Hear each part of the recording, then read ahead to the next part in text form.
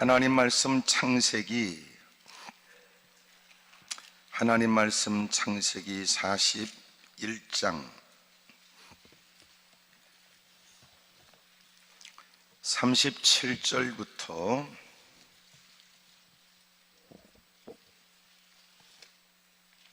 45절까지의 말씀입니다. 창세기 41장 37절부터 45절까지의 말씀. 교독을 하지요. 바로와 그의 모든 신하가 이 일을 좋게 여긴지라.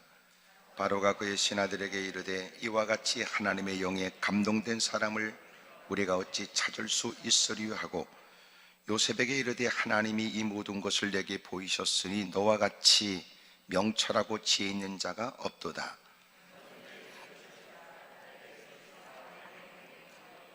내가 너보다 높은 것은 내 왕자뿐이니라.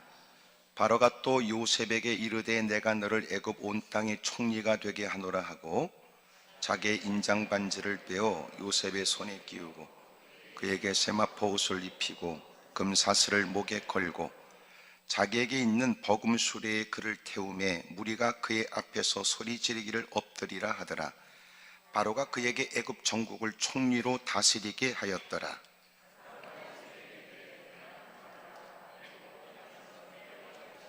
수족을 놀릴 자가 없으리라 하고 다같이 그가 요셉의 이름을 사브낫 바네아라 하고 또 온의 제사장 보디베라의 딸 아스낫을 그에게 주어 아내로 삼게 하니라. 요셉이 나가 애굽 온 땅을 순찰하니라. 아멘.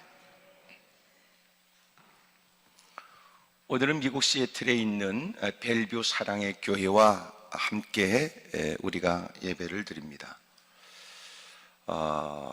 시애틀도 우리가 알고 있는 아름다운 곳인데 벨뷰는 그 이름이 뜻하는 그대로 경치 전망이 좋은 곳입니다. 그러니 무척 대빵 아름답겠다 이런 생각이 들어요. 저도 가보지 않았습니다. 이렇게 같이 멀리 떨어져 있지만 또 같이 예배를 드릴 수 있다는 것이 너무나 감사하고 오늘 특별히 가족들도 다 모여서 예배를 드리는 벨뷰 사랑의 교회에 하나님의 각별한 은혜가 있기를 바랍니다. 각 가정에 하나님의 은혜가 있어서 이민 생활에 무척 고생을 하는 그 이유는 자녀들을 위한 일들이 대부분 크거든요. 여러 가지 많은 이유 때문에 미국을 가게 되고 또 벨뷰라고 하는 곳에 정착하게 됐는지 여러 가지 이유가 있을 거예요. 그런 중에 우리가 다 알지 못하는 고민과 근심도 많습니다. 신분 문제도 있고요. 또 자녀들의 교육 문제도 있고요. 또 보이지 않게 사회적으로 겪게 되는 어려움도 말로 다 표현할 수 없는 일들이 많습니다. 코로나19로 인해서 겪게 되는 많은 고충도 있겠지요. 그래서 한편은 생소한 듯 느껴졌던 교회를 찾게 되고 또 그럭저럭 종교 생활은 가능하다고 생각했는데 이전보다도 더 하나님께 매달리고 몸부림치는 기도를 배우게 되고 또 그래서 그리스도 안에서의 교제가 이루어져서 그 어느 공간에서 경험하지 못했던 따뜻한 사랑을 느낄 수 있으니까 여러분 너무나 큰 즐겁고 감사할 일이라고 여겨집니다. 특별히 또 하나님이 신앙을 더 성장시키게 하시려고 갖게 한 이번 성회가 또 하나님이 우리 믿음을 견고하게 하셔서 더 크게 쓰실 목적으로 허락하신 가을 집회가 특별히 가을에는 멋진 추억 하나 만들 수 있을 때 여러분 멋진 경치가 있고 따뜻한 사랑이 넘치는 벨뷰 사랑의 교회 교인들은 이번 가을 집회로 인해서 더 새로운 아름다운 거룩한 추억들이 생겨났으면 좋겠습니다.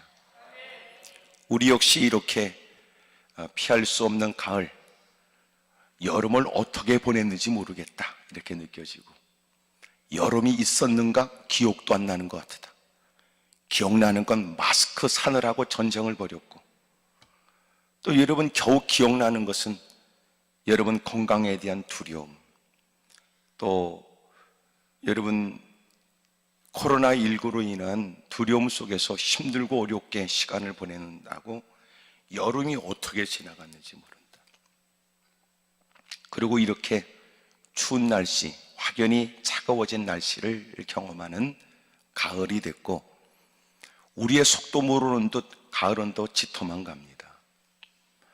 이럴 때 저와 여러분들에게 좀 더 이제 코로나19로 인한 막연한 두려움이 좀 감해진 때에 이제는 우리가 좀 수칙을 지키고 상대방을 배려하고 내 자신을 위해서 조금 불편한 일이었으나 서서히 익숙해져가는 이런 일들을 잘 지키면 된다고 하는, 여러분 좀 이전보다 좀 마음이 덜해졌잖아요.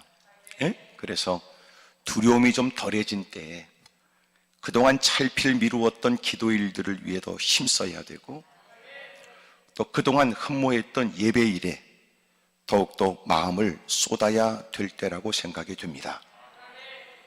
하나님께서 그 모습을 살피시고 그 마스크를 쓰면서라도 주 이름을 부르지 않을 수 없고, 불편함을 무릅쓰면서라도 주님의 은혜를 간절히 갈망하는 그 중심에 하나님의 큰 은혜를 부어주시고 생활을 살펴주실 줄로 믿습니다. 오늘 특별히 요셉에 대한 얘기입니다. 요셉은 우리가 잘 알고 있는 창세기 38장부터 창세기 37장부터 그의 이름이 등장을 하고, 요셉은 야곱이 노년에 얻은 아들이었기 때문에 무척이나 그를 사랑했습니다. 37장 2절에 요셉은 노년에 얻은 아들이므로 이스라엘의 여러 아들들보다 그를 더 사랑하므로 그를 위하여 채색옷을 지었고, 그의 형들이 아버지가 형들보다 그를 더 사랑함을 보고 그를 미워하여 그에게 편안하게 말할 수 없었습니다. 5절에는 요셉이 꿈을 꿨는데 그 꿈을 꾸고 자기 형들에게 그 꿈 얘기를 얘기하면서 그들이 그를 더욱 미워하게 되지요. 아버지가 자기가 사랑하는 라헬의 첫 소생인 늦게 얻은 그 요셉을 무척이나 사랑을 했고, 배다른 다른 형제들은 그런 아버지의 처신이 못마땅했고 아버지의 사랑을 독차지하는 요셉을 미워하게 되었고, 요셉이 일방적으로 하나님이 그를 어떻게 하실 것이라고 하는 하나님께서 하실 일들을 꿈을 통하여 깨닫게 하신 바 그 일이 어찌 보면 철없다 할 수 있겠으나, 앞으로 이 모든 일들은 그가 발설한 꿈에 대한 얘기는 앞으로 전 이스라엘에 알려지고 이루어져야 될 일이었으니 요셉 또한 그 얘기를 전하게 돼요. 가뜩이나 미운 돌에 박혀 있다가 그의 꿈 얘기는 결정적이었습니다. 그러고 나서 요셉은 아버지의 심부름으로 곳곳을 다니며 양떼들을, 짐승떼를 돌봐야 될 형들에 대한 근황을 알아보고 오라고 보냈는데, 들판에서 아무도 없을 때, 요셉의 형들만 있을 때 그 요셉을 사람들은 죽일 생각을 했어요. 겨우 그는 죽임을 당한 일을 면하게 됩니다. 그리고 그는 팔리게 되지요. 애굽 땅에 갔습니다. 낯선 땅. 그의 신분은 종이 되었고 노예가 되었으며 그는 생전해보지 않던 고생스러운 일을 해야 했습니다. 그리고 그는 37장 36절에 그를 애굽에서 바로의 신하 친위대장 보디발에게 팔았다 그래요. 그러면서 38장에는 그렇게 요셉을 팔아버린 가장 중요한 역할을 했던 유다, 그가 38장에는 아주 부끄러운 자기의 집안의 일들이 기록되어 있습니다. 마치 유다가 요셉을 파는 일에 앞장서 그를 지나가는 상인에 팔아버리자 라고 제안했던 일이 결코 38장에 가서 하나님이 그를 아주 곤혹스럽고 부끄러운 일을 당하도록 만들어서 집안에 참 부끄러운 얘기가 나옵니다. 혹시 이런 얘기를 여러분이 알길 원하고 잘 모른다면 궁금증에 오늘 창세기 37장부터 50장까지 읽어야 요셉에 대한 얘기를 이해할 수 있게 됩니다. 39장에는 그가 팔려가서 보디발의 집에 있으면서 일어난 얘기와 억울하게 누명을 써서 깊은 감옥에 갇힌 일들을 얘기하지요. 40장에는 그 감옥에 갇혀 있을 때, 억울한 누명을 쓰고 감옥에 갇혀 있을 때 왕에게 큰 화를 촉발시켜서 감옥에 들어오게 된 왕 곁에 있는 술 맡은 관원장과 떡 맡은 관원장의 얘기와 그들이 꿈을 꿨고 그 꿈에 대한 해몽을 하나님은 요셉에게 특별하게 은혜를 베풀어 꿈을 해몽하게 만들었으니까 그 꿈은 기가 막히게 해몽이 적중하게 됩니다. 술 맡은 관원장은 복직이 되고 떡 맡은 관원장은 마침내 죽임을 당하게 되었습니다. 술 맡은 관원장에게 자기가 이 억울함과 고통스러운 일을 그가 도와주기를 간절히 원하는 내용이 창세기 40장에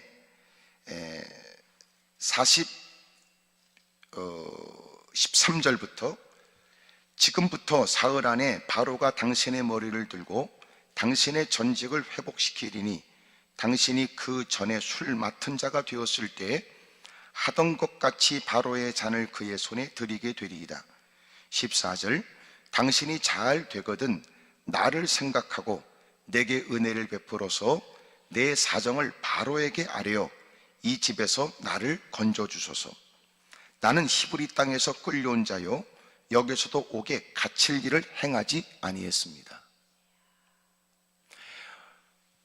감옥 안에서 보낸 소위 관계와 인연으로 그의 꿈을 해몽하면서 이 꿈이 그대로 이루어지게 되면 당신이 다시 왕 곁에서 신뢰를 받는 술 맡은 관원장으로 복직이 되면 내가 이렇게 히브리 사람으로 억울하게 누명을 쓰고 와서 노예 생활을 하고 또 지금 역시 억울하게 감옥에 갇힌 것, 이것을 살펴 바로에게 얘기해서 저를 끄집어내 주십시오. 그렇게 강청을 해요. 그리고 술 맡은 관원장은 꿈대로 그는 복직이 됐어요. 그리고 의미 있는 얘기를 40장 23절에 기록했는데 술 맡은 관원장이 요셉을 기억하지 못하고 그를 잊었습니다.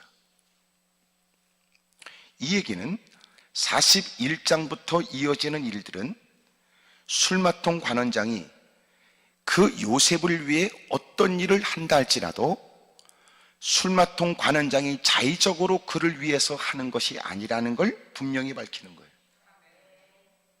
그는 잊었다. 그는 오히려 자기가 억울하게 들어왔다고 생각을 했고 복직이 되었는데 감옥 안에서 보냈던 그 모든 시간들을 술 맡은 관원장은 누구도 거론하는 걸 원치 않았으며 거기서 지냈던 시간들을 기억 속에서 지워버리고 싶었던 거다. 그러므로 41장부터 벌어지는 모든 일들은 술 맡은 관원장이 어떤 일을 한다 할지라도 술 맡은 관원장이 자기가 꿈 해몽을 해준 것에 관해서 고마운 보답도 아니었으며 그를 기억하여 그가 요청한 대로 그를 돕겠다고 했던 일은 결코 아니다. 이것을 40장 23절에 술 맡은 관원장이 요셉을 기억하지 못하고 그를 잊어버렸다. 그리고 충분히 41장 1절에 만 2년 후에 이것은 그 술 맡은 관원장이 복직이 되어 그를 새카맣게 잊어버렸고 의도적으로 기억 속에 지워버리고 싶었던 그는 다 잊어버렸다. 내가 어떤 사람인데 깜빵에서 만난 그 인간을 인연이라고 말하겠느냐? 내가 누군데 그 더러운 곳에 내가 어쩔 수 없이 들어가 처박혀 있었을 뿐, 내가 그 안에서 만난 모든 사람들의 관계는 내가 누군데 그런 것들과 내가 연관을 짓겠어? 새까맣게 다 잊어버렸다. 그러고 나서 주님이 시간을 둬요.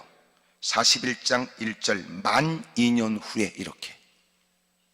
그러므로 이제부터는 술마통 관원장과 관계없는 이미도 39장에 하나님이 함께 하셨던, 37장에 함께 하셨던 그 하나님께서 39장에 2절, 3절, 21절, 23절에 기록되어 있는 함께 하셨던 주님이 마침내 창세기 41장 1절에 이제부터 내가 너를 돕는다 그러시더니 만 2년 후 바로가 꿈을 꿨고, 우리가 기억하고 있는 이상하게 바싹 마른 소가 살찐 소를 삼키는 것하고 바싹 마른 7 이삭이 아주 풍충실한 7 이삭을 삼키는 걸 보게 됩니다. 근데 꿈을 거듭해서 꿨는데 깨어나서도 이놈의 꿈이 그를 괴롭게 하는 거예요. 이 꿈을 해결하기 위해서 그는 8절에 아침에 그의 마음이 번민하여 사람들을 다 모았습니다. 애굽의 점술과 현인들을 다 몰러 모았습니다. 그리고 그 꿈을 해석해달라고 요청했지만 어떤 누구도 꿈을 해석하는 자가 없습니다. 그럴 때 마지못해 지금 왕이 견딜 수 없는 꿈에 대한 해몽 때문에 도움을 청하지만 누구도 해몽할 자가 없을 때 술마통 관원장은 그 왕이 요구하는 바를 충족시키지 못함으로 인하여 일어날 왕의 진노를 두려워하며 혹 그의 마음 가운데는 이 모든 일에 희생자가 필요하다고 생각했는지도 모르니 근거 있는 얘기를 통해 제가 지난날 왕의 명으로 감옥에 갇혔을 때 그곳에서 만났던 히브리 소년이 있습니다. 떡마통 관원장과 저의 꿈을 기가 막히게 해몽했고 그 해석에 의해서 그는 목숨을 잃었으며 저는 다시 왕 곁에 있게 되었습니다. 이렇게 왕의 근심스러운 일을 점술과 현인들이 얘기해도 다구쳐도 대답할 사람이 없다면 그를 불러다가 물어보심이 어떤지, 그리고 그를 불렀고 마침내 그는 히브리 사람들은 수염을 길렀으니 왕 앞에 나서기 위해서 애굽 사람들이 그랬던 것처럼 그도 수염을 다 깎고 그리고 왕 앞에 나오게 됩니다. 네가 내 꿈을 해몽할 수 있느냐? 제가 아니라 제가 섬기는 하나님께서 왕의 마음을 시원하게 하실 겁니다. 왕이 겹쳐 꾸신 것은 하나님이 이 일을 정하셨기 때문입니다. 이제 당신께서는 명철하고 지혜 있는 사람을 택하여 애굽 땅을 다스리게 하십시오. 그러면서 하는 얘기가 앞으로 7년 동안 이 땅에 풍년이 있을 겁니다. 그리고 풍년이 끝나게 되면 7년 흉년이 있게 되는데 바싹 마른 이삭이 살찐 이삭을 삼키고 바싹 마른 소가 살찐 소를 삼켜버리는 것처럼 7년의 풍년을 능가하는 어마어마한 7년 흉년이 있게 되므로 이 모든 일을 관장할 합당한 사람을 세워서 그 모든 재물을, 그 곡식을 잘 저장해 놓으십시오. 그리고 7년의 어마어마한 흉년을 대비하여야 합니다. 그래서 오늘 본문 이전에 36절 이와 같이 그 곡물을 이 땅에 저장하여 애굽 땅에 임할 7해 흉년에 대비하시면 땅이 이 흉년으로 말미암아 망하지 않을 것입니다. 바로가 이 얘기를 듣고 좋게 여겼습니다. 어떻게 좋게 여겼어요? 우리의 눈에 보이지 않는, 상황으로 인식할 수 없는, 관계로 인식할 수 없는 하나님의 은혜가 개입되는 거예요. 잘 들어보세요. 우리는 사람들의 논리적 얘기를 듣고 이해하지만 아니에요.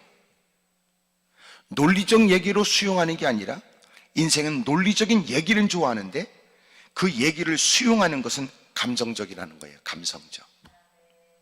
내가 저 사람과의 관계가 좋으면 무슨 얘기를 해도 논리적인 얘기를 요청하지만 결국은 관계 때문에 수용을 하는 거예요.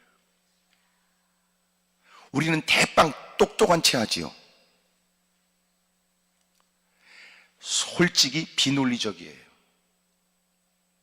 상당히 우리는 감정에 치우쳐 모든 것들을 감정으로 결정합니다. 이런 소비 욕구를 모든 물건을 파는 사람들이 다 전략을 세운 거예요.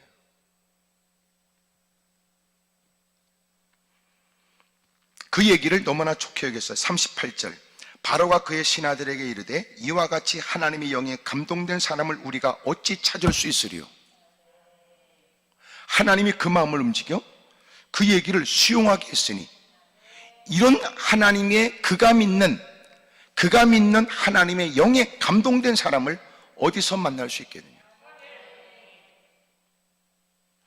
요셉에게 이르되 하나님이 이 모든 것을 너에게 보이셨으니 너와 같이 명철하고 지혜 있는 자가 있겠느냐? 네가 말한 대로 명철하고 지혜 있는 사람이 이 일을 감당해야 된다고 말했으니 아무리 봐도 너 같은 사람이 있겠느냐? 너는 내 집을 다스리라.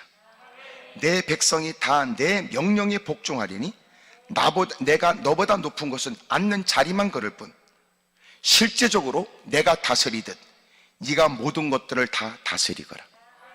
모든 내 백성은 다 내 명령에 복종할 것이다. 바로가 또 요셉에게 이르되 내가 너를 애굽 온 땅의 총리가 되게 하노라 하고 자기의 인장 반지를 뽑아 법을 임의로 만들어 도장을 찍을 수 있도록 그의 손에 끼워주고 그에게 세마포 입히고 금사슬을 목에 걸고 금사슬을 난 이 부분 보니까 요새 힙합하는 사람이 생각나요. 금사슬을 목에 걸고 예? 자기에게 있는 버금수레에 그를 태우매 무리가 그의 앞에서 소리 지르기를 엎드리라 하더라. 엎드려라. 바로가 그에게 애굽 전국을 총리로 다스리게 하였느니라. 누구도 엎드렸었겠어요? 보디발도 엎드렸을 거예요. 누구도 엎드렸을 것 같아. 깜빵에 쳐놨던 아주 음란한 보디발의 아내도 엎어졌겠죠. 궁금한 건 그 아줌마는 어떻게 됐을까? 이런 생각도.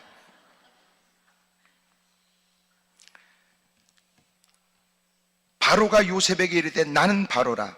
애굽 온 땅에서 내 허락 없이는 수족을 놀릴 자가 없으리라 하고 그의 신분을 받고 여러분 온의 제사장 귀족 출신의 귀족인 보디베라의 딸 아스낫을 그에게 주어 아내로 주어 마침내 그 국무총리로 세워지는 그 위상에 맞는 결혼까지 시키고 그때가 나이가 46절에 30세예요 17살 때에 억울하게 형들에게 팔려서 보디발의 집에 가서 고생을 한 지 13년의 세월이 지난 다음 30세에 놀라운 은혜가 있게 되죠.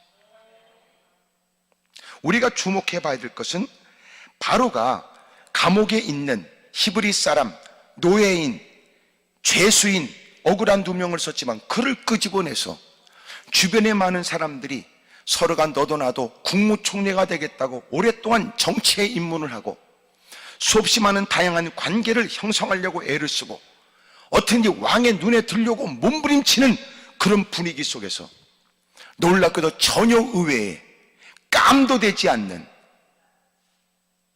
그가 졸지의 국무총리가 돼요.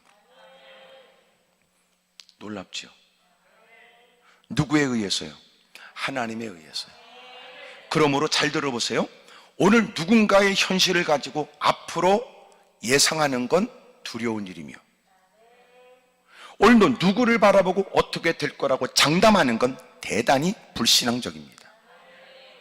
주님이 도와줘야 이길 수 없는 싸움도 이기게 되고 주님이 개입해야 사람들이 많은 사람이 깜짝 놀랄 만큼 이구동성으로 말하기를 하나님은 하나님의 백성을 돌보신다 라고 두려움 속에 외치도록 주님이 만드시거든요.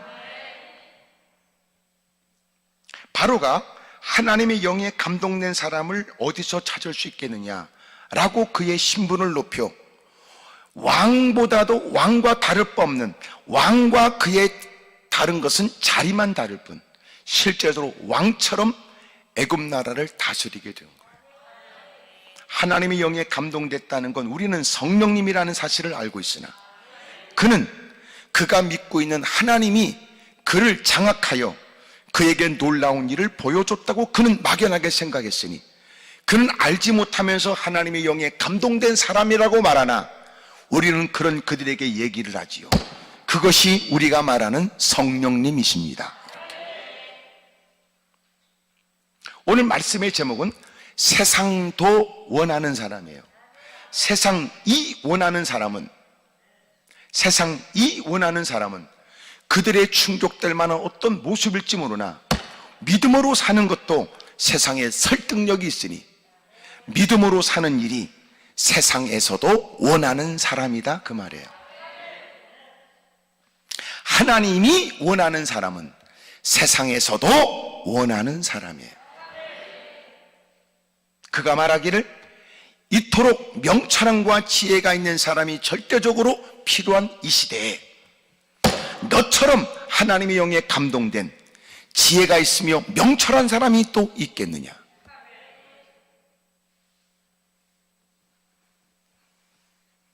오늘 특별히 세상도 원하는 사람이 누구예요? 세상도 원하는 사람, 그들은 이렇게 하나님의 영에 감동된 사람입니다. 이런 이들에게 주님이 어떤 은혜를 줄까요? 세 가지 은혜를 줘요. 첫째, 하나님은 성령에 이렇게 감동된 세상도 원하는 이런 사람이 되면 세상에서도 하나님이 있게 합니다. 있게는 이에다가 쌍시옷 받침이 들어요. 제가 이렇게 말할 때는 이유가 있을 거라고 여기십시오. 있게 했어요. 뭐가 있어요? 명예가, 권세가, 권위가, 위력, 능력이, 형편이, 여건이, 바로가 이를 국무총리로 세웠으니 다 엎드리라. 그 앞에 다 모든 사람들이 머리를 숙으래요.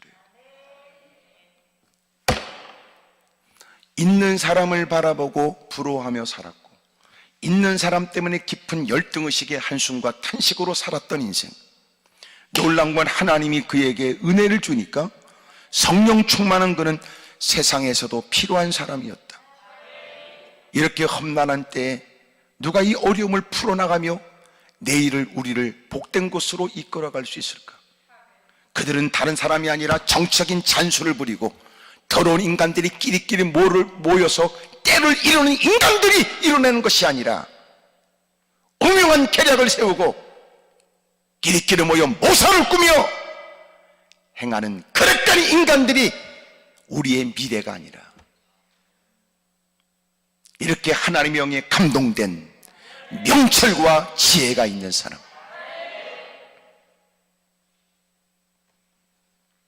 이런 이들은 세상에서도 필요로 하는 사람이라.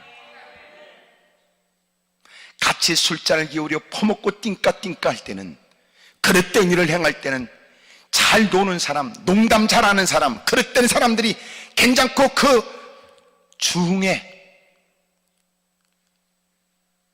재밌다고 말할지 모르지만 낄낄 깔깔 호호될지 모르지만 중요한 문제는 그런 사람이 아니라는 것쯤은 알고 있죠.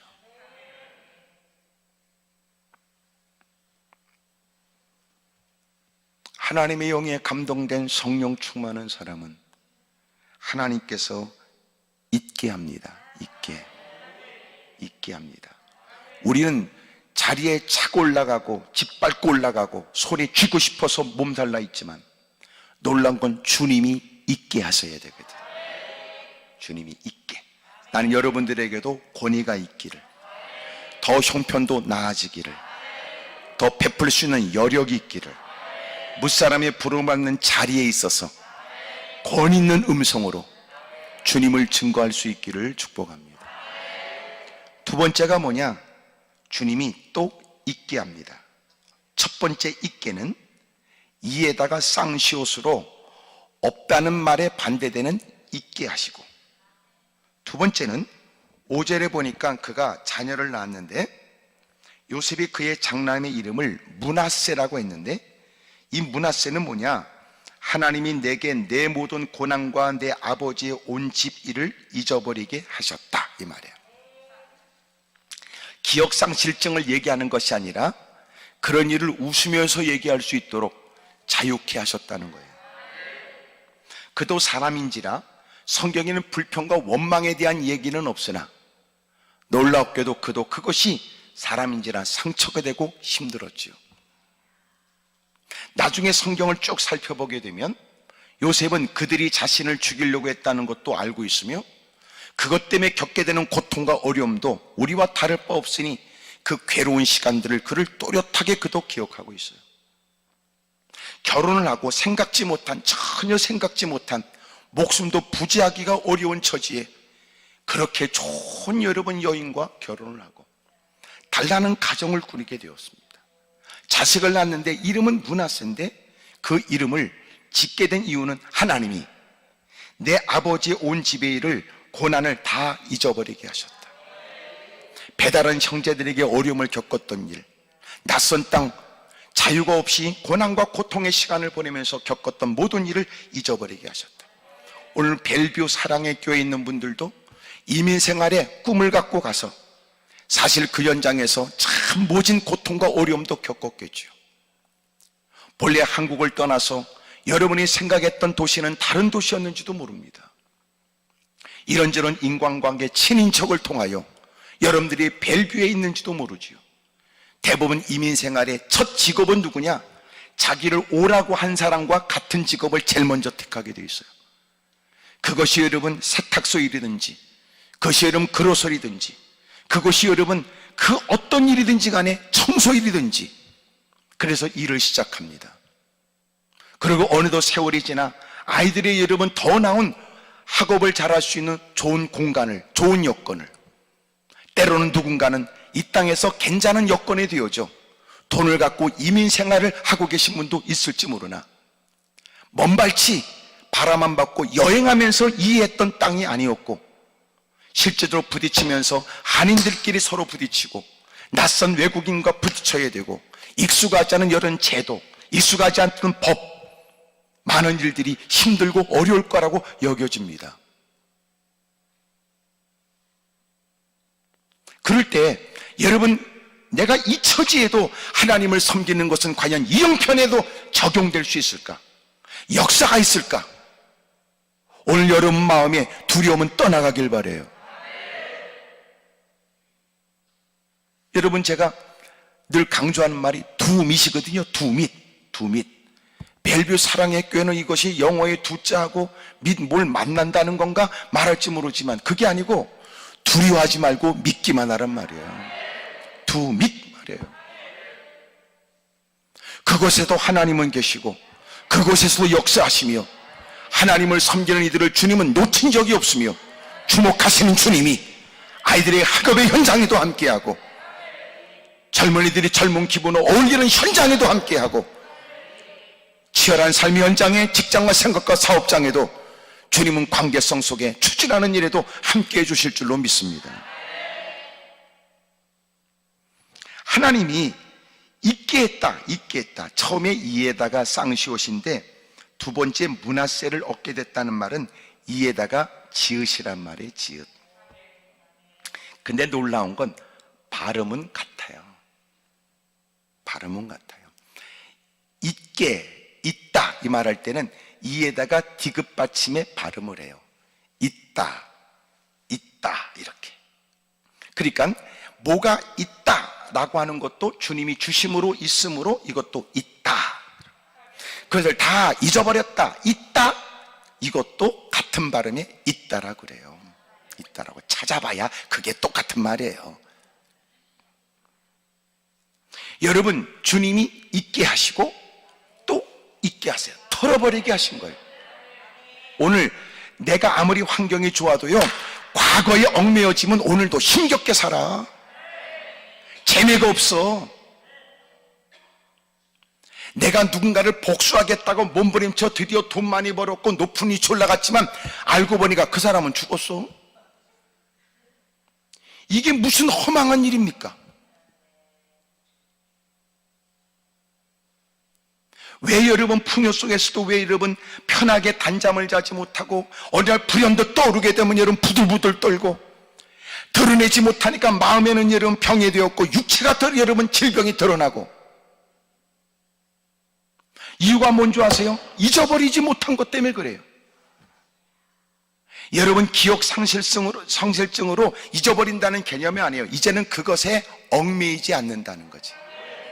얽매이지 않는 거예요. 사랑하는 여러분, 성령 충만한 사람에게 세상에서도 필요한 사람으로 인정되게 하시고 주님은 그의 삶에 전혀 꿈꾸지 못했던 놀라운 은혜가 있게 하시고 역사가 따르게 하시고 또 하나는 과거에 그렇게 힘들고 있던 13년에 견딜 수 없는 고통의 일들, 앞으로 내가 살아가는 130년도 이것은 내가 가슴에 품고 복수해야 될 일이라고 여겨질 만큼 있을 수 없는 일을 겪었던 처지인데 그는 이제는 잊어버렸다. 그 잊어버렸다는 게 어떻게 나타날까요? 나중에 형들이 그 앞에 무릎 꿇고 곡식을 얻겠다고 도움을 청할 때 기꺼이 그들을 불쌍히 여겨요. 그는 그 모든 일들을 다 또렷하게 기억은 하고 있으나 그러나 그들을 불쌍히 여긴다. 잊어버린 거예요. 오늘 저와 여러분들에게도 이런 자유가 있길 바랍니다. 평안이 있길 바라요. 불현듯 어둠의 세력이 우리를 기억나게 해요. 누군가는 의도적으로 농담처럼 건드는 얘기가 그에게는 상처를 쑤시는 것 같은 고통을 느껴요. 누군가는 의도적으로 우리를 어렵게 하지요. 그리고 위축되게 하고 소심하게 만들고 의욕을 상실하게 만듭니다. 갑작스러운 열등의식에 낯은 뜨거워지고 고개를 들지 못하도록 만들지요. 사랑하는 여러분, 하나님은 잊게 하세요. 잊게. 그 다음에 잊어버리게 하세요. 잊게 하세요. 잊게 하세요. 잊게 하시고 잊게 하세요.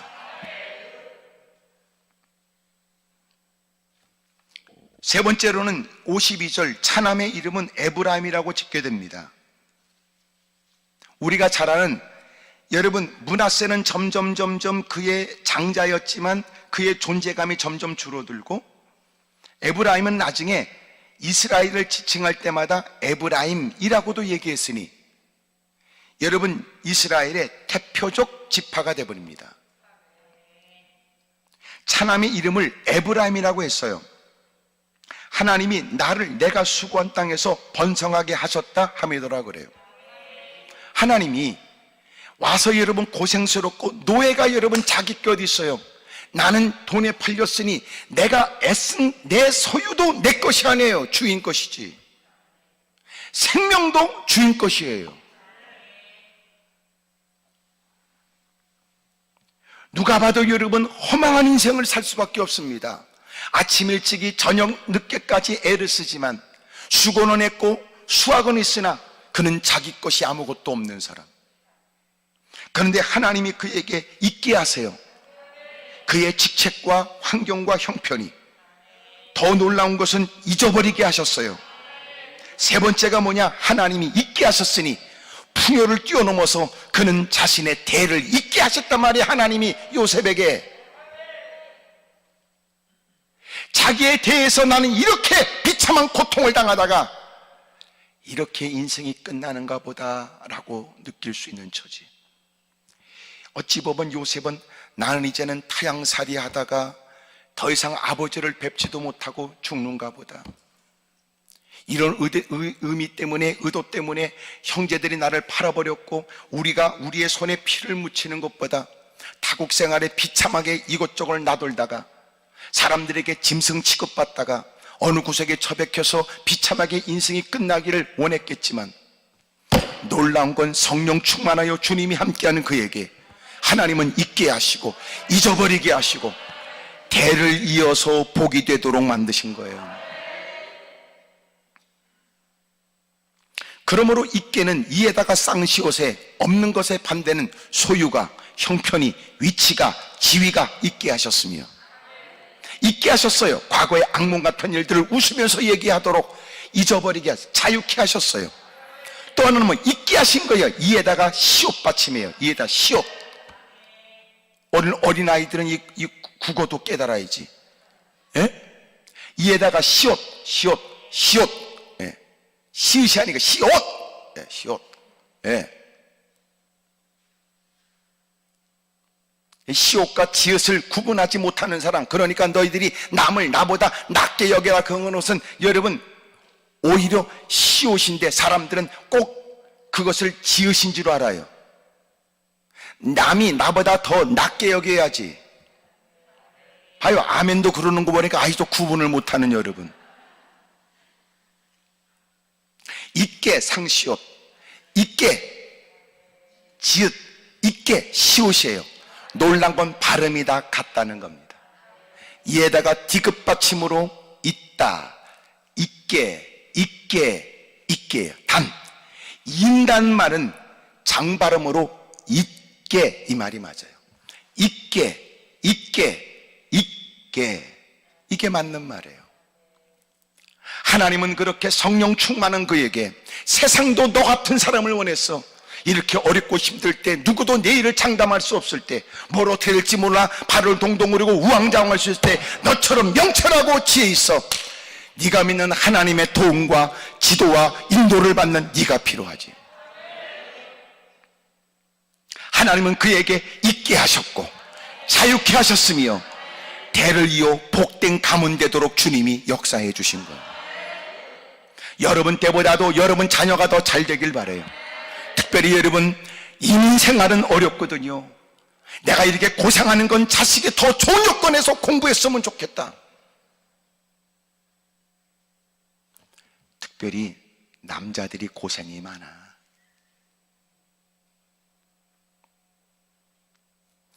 여자들은 여러분 한국에서도 일도 많은 것 같은데 남자들은 참 어려운 거예요. 하여튼 뭐 이렇게 얘기하면 또 누군가 말하기를 여자들도 힘듭니다. 그러는데야 내가 할 말이 있겠습니까? 여러분 이민 생활이 어려워요. 제가 얘기 들어보니까 그렇더라고. 목사님, 큰 짐을 싸가지고 이민 온 사람은요 이것저것 교회 옮기고 다니는 건 더 쉽습니다. 그 말 들으니까 또 이해가 되더라고요. 이제는 정착해야지요. 이제는 교회에 정착하고, 또 여러분 이제는 주의 종에게 이제는 저의 목사님이십니다, 이런 여러분 목자관에 정착해야 돼요. 또 하나가 뭐냐면 내 사명이 있어야 되거든. 내 사명. 이것은 결코 누구에게 넘길 수 없는, 제가 힘들어도 해야 될 저의 일입니다. 이러면 복 받지요. 그렇다면 잘 들어보세요. 하나님의 영에 감동된 사람에게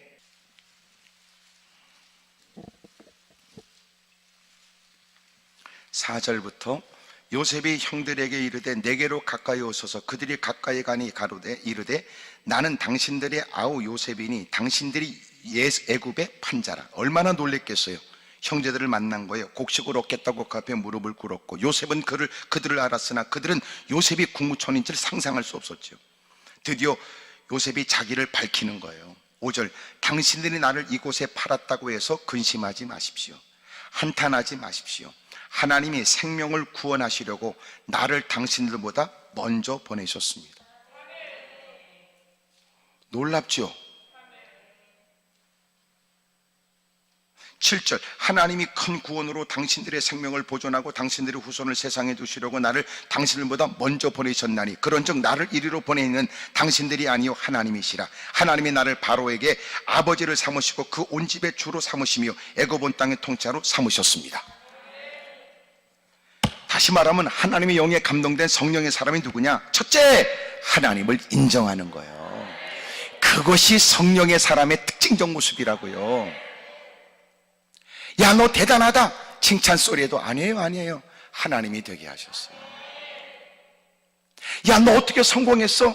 성공담에 대해서 사람들이 듣고 싶을 때 그 앞에 나가. 여러분, 제가 여러분들이 저한테 뭘 원하는지 저는 압니다. 여러분들은 어떻게 성공했는지 그 얘기를 듣고 싶으시죠. 하지만 제가 여러분과 저의 종교관이 다를 수 있겠으나 여러분들이 제 성공담에 대한 얘기를 듣고자 저를 불렀으니 저는 이 얘기를 빼놓고는 말할 수가 없습니다. 저는 하나님을 섬기는 사람입니다. 특별한 계기로 제가 하나님을 만나게 됐지요. 저도 여러분과 다를 바 없이 하나님에 대한 얘기가 거부감이 느껴졌습니다. 그런 중에도 하나님 말씀을 또 듣게 됐습니다. 형편 때문에 어쩔 수 없이 참석했고, 형편을 좀 극복해보자는 생각 때문에 한 번 더 참석하겠다는 시간이 오늘에 이르게 되었으니 제가 깨닫게 됐습니다. 아는 것으로 하나님을 생각하려고 했으니 그게 문제였더군요. 드디어 하나님 앞에 저를 살폈습니다. 그리고 저는 주님을 믿게 됐습니다. 내 얘기를, 넋두리 같은 얘기를 들어줄 사람이 없었을 때 저는 더 힘써 주 이름을 불렀고, 이것저것 찾아가 만날 사람이 없을 때 한숨 쉬기보다, 낙담하기보다 더 하나님께 다가갔습니다. 제게 번뜩 떠오르는 지혜가 있었으며 헤쳐나갈 힘도 주어졌으며, 그리고 오늘에 이르게 되었으니 되어진 모든 일들은 아무리 봐도 하나님의 은혜인 것을 부정할 수가 없습니다. 하지만 오해하지 마십시오. 누구보다도 애썼습니다. 누구보다 힘썼습니다. 하지만 제게는 그럴 이유가 하나님을 섬기는 믿음 때문에 있었습니다.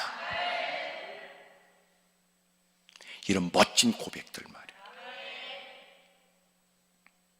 사랑하는 여러분, 최고의 자리에 올랐을 때 하나님이 주신 거예요. 하나님이 역사하셨어요. 하나님이 함께 하셨어요. 주님이 도와주셨어요. 고난 가운데는 주님이 함께 해주시길 원하는 마음이 간절하지만 풍요 속에서는, 기름짐 속에서는 하나님이 함께하여 주님이 되게 하셨다고 말하기는 어렵습니다. 어려울 때는 나도 그 자리에 올라가면 멋진 고백을 할 수 있을 것처럼 얘기하지만, 그러나 그 자리에 올라가게 되면 많은 사람들은 더 대단하다는 얘기에 착각하여 뭔가 자기를 더 미화시켜 자신이 얼마나 수고하고 애썼는지를 떠버리고 싶지요. 성령 충만한 사람, 성령께 사로잡힌 사람, 그런 날마다 주님을 얘기한다고요. 하나님을 인정하는 사람. 39장을 보겠습니다.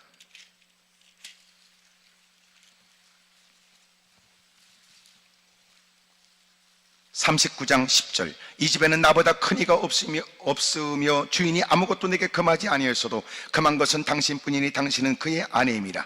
그런즉 내가 어찌 이 큰 악을 행하여 하나님께 죄를 지으리까?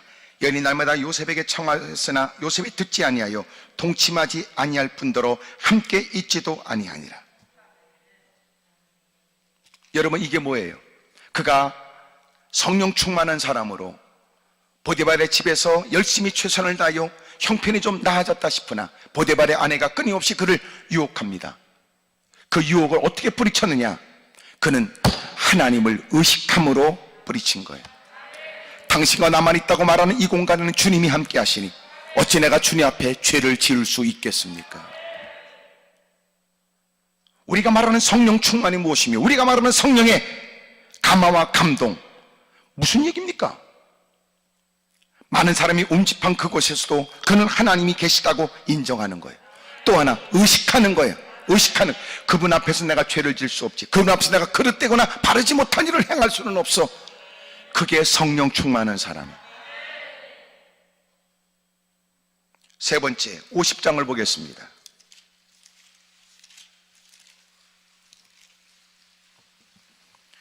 이것은 마침내 가족들을 전부 다 모셔왔지요.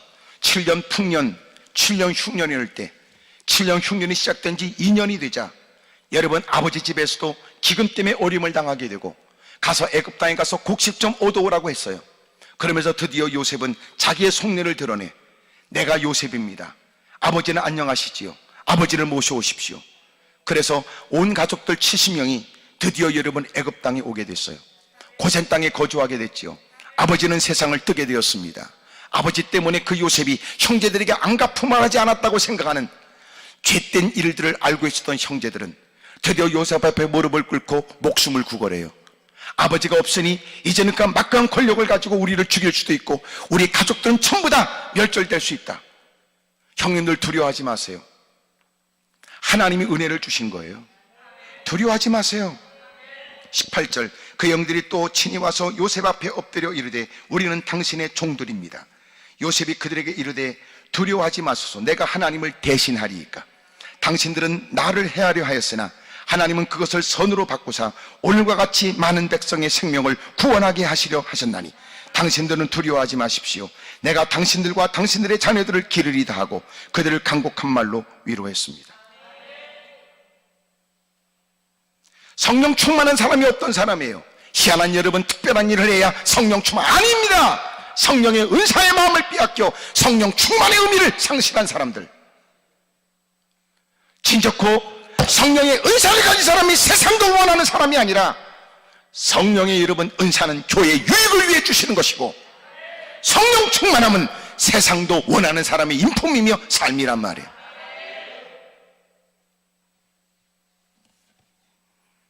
여러분, 그런 그에겐 하나님이 있게 하시고 있게 하시고 있게 하십니다. 그들의 삶은 어떤 삶이었습니까? 하나님을 인정합니다. 그분을 의식합니다. 그리고 그분을 존중히 여긴단 말이에요.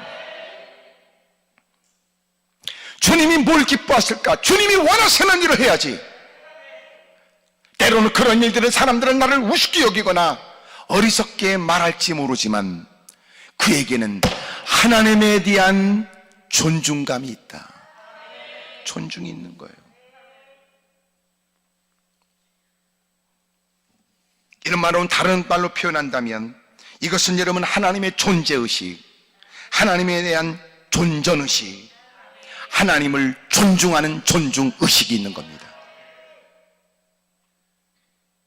오늘 저와 여러분도 성령 충만한 삶이 되길 바랍니다. 어렵고 힘든 때인 건 분명하지만 주여 나도 그렇게 성령으로 충만하게 하옵소서.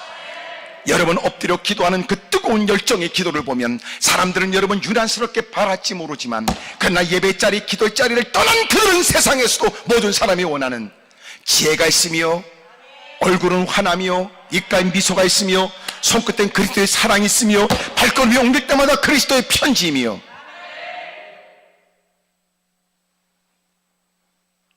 가는 곳곳마다 많은 사람들로 하여금 화기애애하고 하고 기쁨이 있게 하고 주어진 모든 일들에 대한 결정은 명철이 있고 사람과의 관계에 추진하는 모든 일에는 지혜가 있다. 모든 사람들도 그를 원한다. 어쩌다 우리가 이렇게 세상에서 예배가 폄하되고 이렇게 세상에서 여러분 신앙생활하는 것이 미련하게 보여진다고 생각하십니까? 우리가 엉뚱하고 헛된 일에 마음을 빼앗겨서 그렇단 말이에요. 사랑하는 여러분, 여러분의 가정에 복이 있길 바라요. 자녀들이 잘 되길 바라요. 세상 방법을 도입하여 어떻게 할까 고민할 게 아니라 여러분 하나님을 의지하시지요. 성령의 은혜를 구하시지요. 그들도 그런 사람을 원해요. 하나님의 영이 함께하는 사람. 그런 사람들이 이렇게 혼란스러운 세상에서도 그들은 세상에서도 존중을 받게 되죠. 벨뷰 사랑의 교회 교인들, 그리고 어린아이들, 학생들, 청년들, 분주한 일상의 삶을 살아가는 여러분들 복이 있길 바라고, 교회도 큰 부흥이 있어서 한 목사님을 중심으로 해서 모든 사람이 한 마음이 되어 지역사회도 영향력이 있기를, 여러분 가정 일들은 무사람들이 부러워할 만한 좋은 소식이 이어지기를, 수고하고 애쓰는 일에 하나님의 풍성함과 기름짐을 허락해 주시기를 축복합니다. 오늘 우리 모두에게 이런 은혜가 있기를 간절히 원합니다. 오른손을 높이 들지요. 내가 원하는 한 가지, 주님의 기쁨이 되는 건 내가 원하는 한 가지 주님의 기쁨이 되는 건 내가 원하는 두 손 들고 내가 원하는 한 가지 주님의 기쁨이 되는 것 내가 원하는 한 가지 주님의 기쁨이 되는 건 내가 원하는 한 가지 주님의 기쁨이 되는 것 내가 원하는 한 가지 주님의 기쁨이 되는 것. 우리 통성으로 간절히 기도합니다. 사랑과 은혜가 많으신 아버지 하나님, 끊임없는 변화되는 세상에 코로나19로 인하여 더 내일이 불확실한 처지에 지금까지 살았던 삶도 안정적이라고 말할 수 없는 형편에 우리의 마음이 엄습하는 두려움들, 자녀들이 고나게 잠자는 시간 또 눈물을 훔쳐야 되고 또 그렇게 깊은 밤에 잠을 깊이 누리지 못하고 자리를 박차고 일어나 또 한숨과 큰식으로 주 이름을 불러야 하는 사람들, 오 주여, 불행한 일과 어려운 일은 한꺼번에 몰려온다는 얘기처럼 벅찬 듯한 상황을 만나 하나님이 적절하게 성회를 허락해 주셨고 또 하나님 말씀 앞에 자기를 살피게 하심을 감사합니다. 벨뷰 사랑의 교회 은혜를 베풀어 주옵시고 각 가정에 은혜가 있게 하여 주옵시며 자녀들은 믿음으로 잘 아름답게 양육되어지고 분주하고 바쁘게 살아가는 치열한 삶의 현장에 하나님의 명철과 지혜 있게 하여 주셔서 주여 세상도 원하는 사람, 그들도 필요로 하는 사람들 되게 하여 주십시오. 한 목사님을 중심으로 하여 온 교회는 하나된 모습이 또렷하고 온 재직들이 뜨거운 마음으로 주님을 섬기는 모습에 어둠의 세력은 떠나가고 날마다 부흥의 은혜가 있게 해 주십시오. 어린아이들은 날마다 믿음 안에 아름다운 성장이 있고 지역사회에 영향력 있는 사람으로 성장하며 대한민국을 빛내는 사람, 오 주여, 그 현장에서도 하나님의 살아계심을 증거하며 교회의 훌륭한 인물로 하나님이 써주시기를 원합니다. 이름도 빛도 없이 하나님의 맡겨준 사명을 감당하겠다고 애쓰는 사람들, 그 마음을 살피시고 그 중심을 헤아려 은혜 있게 하여 주옵소서. 열악한 환경 가운데 그럼에도 불구하고 은혜를 사모하여 예배에 동참한 모든 가정에 복 있게 하여 주옵시고 긴급하거나 다급한 위기 앞에 놓인 사람들 풀어갈 지혜가, 힘으로 감당할 수 없는 어려운 일에 고통과 어려움을 겪고 있는 사람들 극복할 힘을 더해 주십시오. 예기치 못한 사람들의 도움의 손길도 달라지지 않을 것 같은 그들의 심령에도 변화가 귀하신 하나님의 복이 있게 해 주옵소서. 오 주여, 우리의 기도에 은혜를 베풀어 주옵소서. 예수님의 이름으로 기도드리옵나이다. 아버지 하나님, 우리 모두의 기도에 은혜를 베푸시고 응답하여 주옵소서. 이루어 주시옵소서. 우리 모두가 한결같이 세상에서도 원하는 신실한 그리스도인들 되게 해 주옵소서. 예수님의 이름으로 기도드리옵나이다. 아멘. 할렐루야. 은혜 주신 하나님께 손뼈로 영광을 돌립니다. 할렐루야. 하나님 아버지 감사합니다. 찬양합니다. 영광을 받아 주옵소서. 아멘. 우리 옆에 분들에게 다 손뼉으로 다 축복하고 격려합니다. 성령 충만하십시오. 성령의 사람이 되십시오.